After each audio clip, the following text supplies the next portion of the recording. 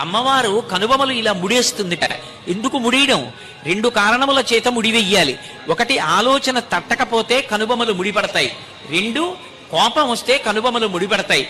ఆవిడ కోపం వచ్చినట్టు ఇలా ముడియుదుట. ఏదో జ్ఞాపకం రాకపోతే ముడిసినట్టు ముడియుదుట. ఏదో వేసి వెయ్యకుండా కొద్దిగా ఇలా ముడేస్తుందిట. ఎందుకని? అయ్యో వీళ్ళకి ఆపదొస్తోందే, వీళ్ళని నేను రక్షించాలే, వీళ్ళు చటుక్కున నన్ను పిలుస్తారేమో, నేను పరిగెత్తికి వెళ్ళాలే, ఏం మనం పిలవకుండా ఆవిడ రాకూడదా? ఆవిడ సర్వజ్ఞ కదా.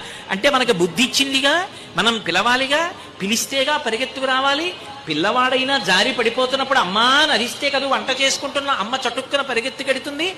ఎవరు పిలుస్తారో అని ఆ తల్లి నిరంతరం అంత జాగ్రత్తగా కళ్ళు ఈ చివరి నుంచి ఆ చివరి వరకు తిప్పుతూ చూస్తూ ఉంటుందిట. అంతటి దయాస్వరూపిణి కనుకనే ఆ అమ్మవారి యొక్క ఉపాసన ఈ